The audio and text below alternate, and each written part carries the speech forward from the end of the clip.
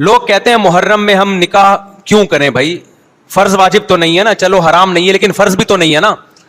لوگ یہ بھی کہتے ہیں. دیکھو جب قرآن نے کسی چیز کو حلال قرار دیا ہو نا, تو قرآن اس کو پسند نہیں کرتا کہ آپ عملاً اس کو حرام کر دو. دیکھو مشرکین مکہ کیا کرتے تھے, بتوں کے نام پہ جانور چھوڑتے تھے, پھر ان کا گوشت نہیں کھاتے تھے. اللہ نے فرمایا کہ تم نے ایک خدا کی حلال کردہ چیز کو کیسے حرام کر دیا تم نے. نبی صلی اللہ علیہ وسلم نے قسم اٹھائی میں شہد نہیں کھاؤں گا. آپ نے فرمایا لما تحرم ما احل اللہ لک, اے نبی جو چیز اللہ نے آپ کے لیے حلال کر دی آپ کیسے اپنے اوپر حرام کر رہے ہیں. اس سے پتہ چلتا ہے کہ اگر آپ محرم میں نکاح کرنا چاہتے ہیں لیکن آپ یہ سوچ کے ڈیلے کر دیتے ہیں کہ بھائی اس مہینے میں لوگ نکاح کو برا سمجھتے ہیں, تو یہ ڈیلے کرنا آپ کے لیے ناجائز ہوگا. کیونکہ لما تحرم ما احل اللہ لک, اللہ نے جس چیز کو تمہارے لیے حلال کیا تم نے کس دلیل کی بیس کے پر اپنے اوپر پابندی لگائی ہے اس پر. ایک تو ہے نا کسی کو شادی کا خیال ہی سفر میں آ رہا ہے, ربیع الاول میں آ رہا ہے, وہ تو ایک الگ بات ہے, لیکن اس کا نکاح محرم میں ہونا تھا. صرف محرم کی وجہ سے وہ ڈیلے کر رہا ہے کہ جی میں ربیع الاول میں لے کے جاؤں گا. یہ ڈیلے کرنا قرآن و سنت پہ زیادتی ہے یا نہیں ہے؟ یہ اللہ کے حلال کو عملاً حرام کرنا ہے یا نہیں ہے؟ نہیں ہے بات سمجھ میں. پھر اگر کوئی شیعہ آپ سے کہتا ہے کہ بھئی آپ ہمیں چھیڑنے کے لیے یہ کام کر رہے ہو, آپ بولو نہیں بھائی ہم آپ کو چھیڑنے کے لیے نہیں کر رہے, آپ کا مسلک ہے, آپ اس پر عمل کریں, ہمیں اس پہ کوئی اعتراض نہیں ہے. لیکن ہم کس کے پر عمل کریں گے؟ ہم اہل سنت والجماعت ہیں. کتنے صحابہ ہیں, خود نبی کی نکاح محرم میں ہوا ہے.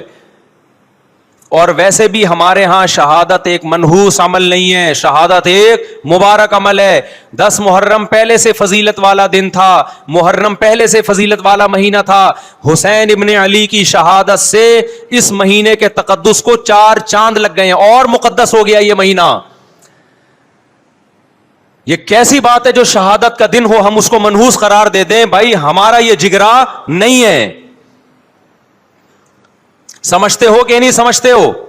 تو اس لیے محرم میں اگر کسی نے نکاح کرنا ہے اس کو ڈیلے مت کرو میرے بھائی. لوگ کہتے ہیں فرض تو نہیں ہے نا, آپ اگر اس کے نحوست منحوس ہونے کی وجہ سے ڈیلے کر رہے ہو تو پھر آپ پہ فرض ہوگا کرنا. کیوں؟ اس آیت کی روشنی میں لما تحرم ما احل اللہ لک, اے نبی جس چیز کو اللہ نے حلال قرار دیا آپ کس دلیل کی بیس پہ اس کو اپنے اوپر حرام کرتے ہیں؟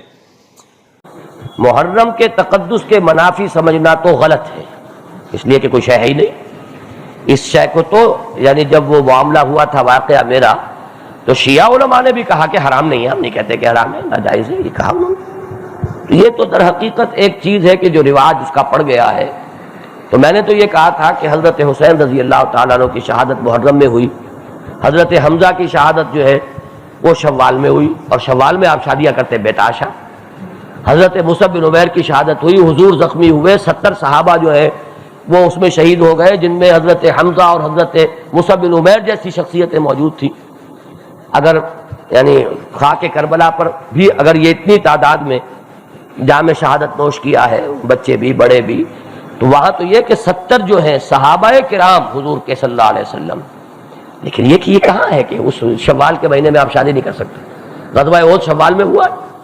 تو یہ چیزیں ایک غلط تاثر ہے کہ جو ذہنوں پہ قائم ہو چکا ہے, اور اس میں کوئی بھی اس کے غلط ہونے یعنی اس کے لیے حرام ہونے کے لیے جواز کے لیے حوالے درکار ہے. جواز تو ہر شے جائز ہے.